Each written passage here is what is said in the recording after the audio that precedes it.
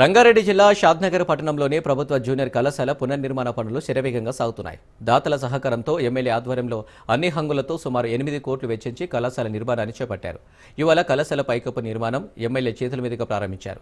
పేద విద్యార్థుల కోసం కళాశాల నిర్మాణానికి సహకరిస్తున్న దాతలు అందరికీ కృతజ్ఞతలు తెలిపారు. రాష్ట్రంలోనే అత్యాధునిక కళాశాలగా తీర్చిదిద్దుతామన్నారు. విద్యా వ్యవస్థను పటిష్టపరచడంలో ప్రభుత్వంతో పాటు తామందరం కృషి చేస్తామన్నారు.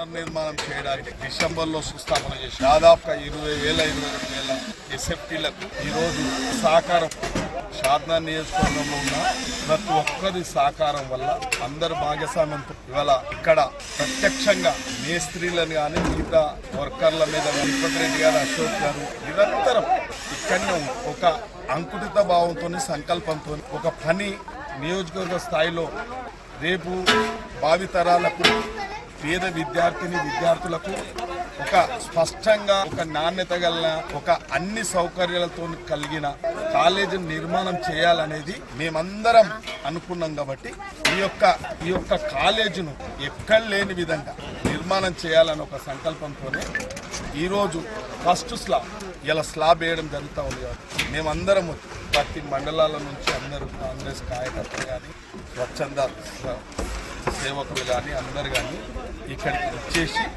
ఈ యొక్క స్లాబ్ మొట్టమొదటి స్లాబ్